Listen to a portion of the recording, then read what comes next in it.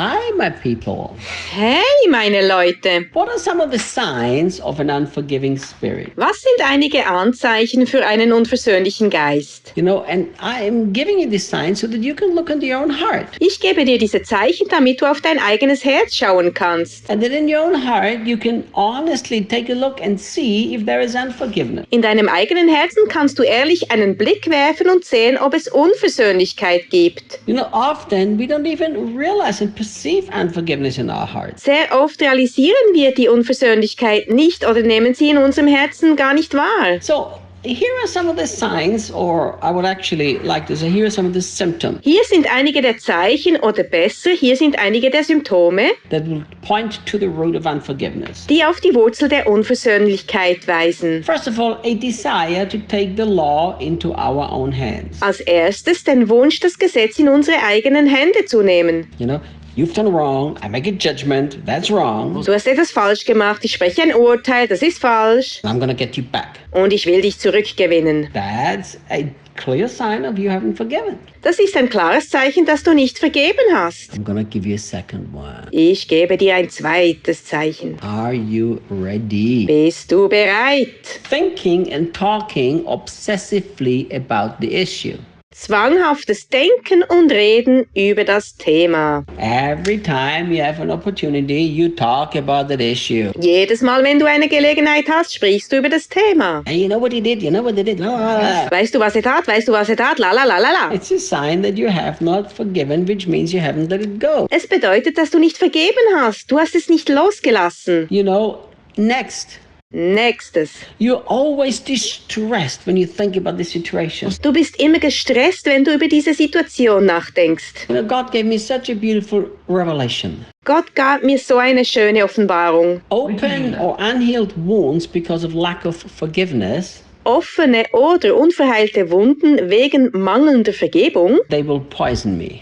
werden mich vergiften. Healed wounds because I've learned to forgive, Verheilte Wunden, weil ich gelernt habe zu vergeben, they are not infected wounds anymore, but they are scars. sind nicht mehr entzündete Wunden, es sind Narben. They are scars that point to they are trophies of His grace. Die Narben sind Trophäen seiner Gnade. You know, they are scars that show it could have killed me, but I'm well and I'm fine. Es sind Narben, die zeigen, dass es mich hätte töten können, aber ich bin wohlauf und es geht mir gut. So if you're always bitterly distressed about an issue, you know that there hasn't been true forgiveness. Wenn du immer bitterlich über eine Angelegenheit gestresst bist, weißt du, dass es keine wirkliche Vergebung gegeben hat. I give you a fourth symptom that show to the root of not having forgiven. Ich gebe dir ein viertes Symptom, das auf die Wurzel zeigt, dass du nicht vergeben hast. The fourth root that is always, the fourth symptom that always points to the root of lack of forgiveness, Das vierte Symptom, das immer auf die Wurzel der fehlenden Vergebung hinweist, ist, that usually points, like you said, like, das normalerweise hinweist, it is that you have serious difficulties in your prayer life. ist, dass du ernsthafte Schwierigkeiten in deinem Gebetsleben hast. You know, why? Warum? Because a heart that's full of unforgiveness is not free before God. Weil dein Herz, das voller Unvergebenheit ist, vor Gott nicht frei ist. You try to spend time with God and in His presence, and there is always this thing that bothers you. Du versuchst mit Gott in seiner Gegenwart Zeit zu verbringen und da gibt es immer diese Sache, die dich stört.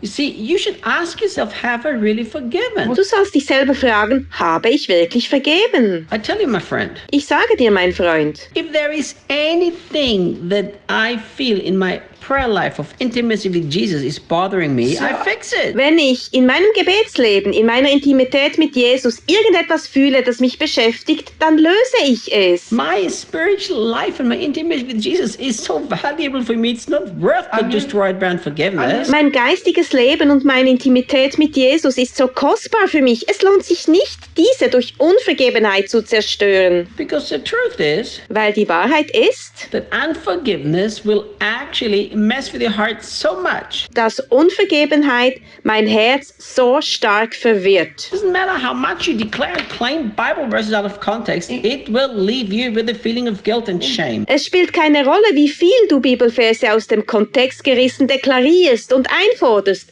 Du wirst ein Gefühl von Scham und Schuld empfinden. You've heard me probably say that. Du hast mich wahrscheinlich sagen hören, A terrible, terrible mistake that we make, ein schrecklicher Fehler, den wir machen, ist, that we quote Romans chapter 8 verse 1 when we sin. dass wir Römer 8, Vers 1 zitieren, wenn wir sündigen. There is now therefore no condemnation for those who are in Christ Jesus. So gibt es nun keine Verdammnis für die, die in Christus Jesus sind. All we do is harden our hearts and harden our conscience. That's a silly thing to do. Alles, was wir machen, ist, unsere Herzen und unser Gewissen zu verhärten. Das ist eine dumme Sache, die wir machen. I like that word, it really is boba. Ich mag dieses Wort, es ist wirklich doof. If you have not forgiven and your heart is all full of guilt and shame and condemnation, that's the natural consequence. Fix it. Wenn du nicht vergeben hast und dein Herz voller Schuld, Scham und Verdammnis ist das die natürliche Konsequenz. Behebe es. Don't go around claiming there's no condemnation. Laufe nicht umher und fordere, so gibt es nun keine Verdammnis. Fix it. Löse es. You know, and the last one that's also a symptom that is easily overlooked. Das letzte, das auch ein Symptom ist, das leicht übersehen wird, ist, It's that we are so easily angered in our attitude.